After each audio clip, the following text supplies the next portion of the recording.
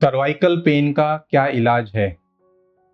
Hello everyone, मैं doctor Ajit Mishra, neurospine surgeon from synapse spine. Basically cervical spine का क्या treatment होता है, ये डिपेंड करता है कि पेशेंट को बीमारी क्या है। सर्वाइकल स्पॉन्डिलोसिस, जैसे मैंने अपने पिछले वीडियो में बताया था, अलग अलग चीज़ों को कंबाइन करके हम बोलते हैं सर्वाइकल स्पॉन्डिलोसिस।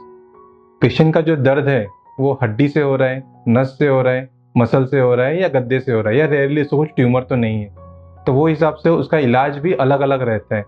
90% पेशेंट जो ओपीडी में आते हैं, जो बोलते हैं मुझे सर्वाइकल का प्रॉब्लम है, उनका एक्चुअल प्रॉब्लम नस से नहीं रहता है। उनका एक्चुअल प्रॉब्लम जो रहता है, जो सर्वाइकल स्पाइन के ऊपर मसल्स अटैच होते हैं, उसको बोलते हैं पैरास्पाइनल मसल्स। तो ये जो मसल अटैच है, वो किसी न किसी कारण से वो मसल जो है एक्स्ट्रा पुल हो जाते हैं, उसको बोलते हैं हम मांसपेशियों में खिंचाव। तो बेसिक ट्रीटमेंट जैसे कुछ दर्द की दवाई, मसल रिलैक्सेंट, हॉट फॉर्मेंटेशन, गले का पट्टा, ये पहनने से 90% पेशेंट एक्चुअली 5-7 दिन 10 दिन में ठीक हो जाते हैं।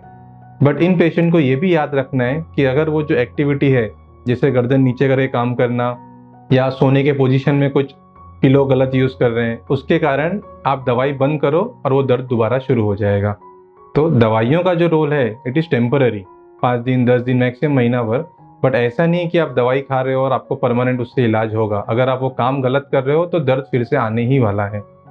दूसरी चीज़, अगर उसमें कुछ डिस्क का मेजर इशू है, अगर वो गद्दा बाहर निकल गया है, पेशेंट को हाथ में कमजोरी आ गई है, उस कंडीशन में यूजुअली हम दवाई एडवाइस नहीं करते हैं।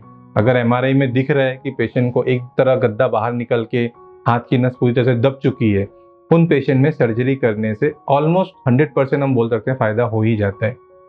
ऐसा नहीं है कि सारे पेशेंट को दवाई या सर्जरी यही ऑप्शन रहता है।